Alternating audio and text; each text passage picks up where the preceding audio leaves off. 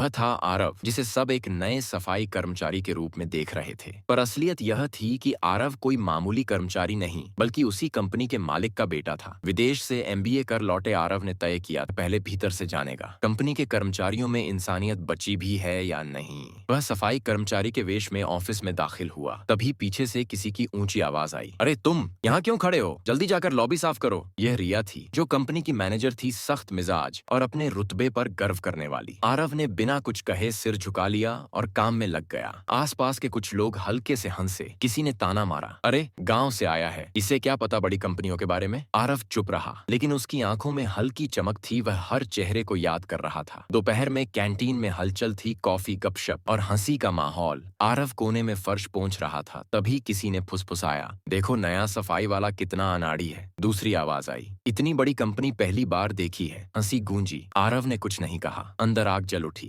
पर वह जानता था जल्दबाजी से नहीं, धैर्य से सच सामने आएगा। उसी ऑफिस में काम करता था किशोर, एक बुजुर्ग सफाई कर्मी, झुकी कमर, सफेद बाल, पर चेहरे पर सुकून। आरव को उसमें एक अलग ही शांति नजर आई। एक दिन उसने पूछा, किशोर भाई, लोग जब बुरा बोलते हैं तो आपको गुस्सा नहीं आता? किशोर मुस्कुराया, बेटा, अगर अपने काम में सच्चाई है तो दूसरों की बातों की धूल खुद झड़ जाती है। यह बात आरव के दिल में उतर गई। कुछ हफ्तों बाद कंपनी में खबर फैली, स्टोर रूम से कैश गायब है। सभी हड़कंप में थे और जल्द ही रिया ने सबके सामने कहा, यह चोरी सिर्फ किशोर ही कर सकता है। किशोर ने हाथ जोड़ते हुए कहा, मैडम, मैंने कुछ नहीं किया। पर रिया ने सुनने से इनकार कर दिया। सभी कर्मचारी चुप रहे, किसी ने उसका साथ नहीं दिया। आरव भीतर से टूट गया। रात को वह चुपके से सिक्योरिटी रूम पहुंचा और कैमरों की फुटेज देखने लगा। स्क्रीन पर साफ दिखा, किशोर ने बस पानी रखा और चला गया। चोरी किसी और ने की थी। आरव ने वीडियो अपने पास रख लिया। अब वक्त था सच्चाई उजागर करने का। अगली सुबह कंपनी के गेट पर एक ब्लैक सेडान कार आकर रुकी। दरवाजा खुला और बाहर उतरा एक सुसज्जित युवक, फॉर्मल सूट, आत्मविश्वास भरी चाल। हर कोई उसे देखकर रुक गया। ये वही आरव था, अब अपने असली रूप में।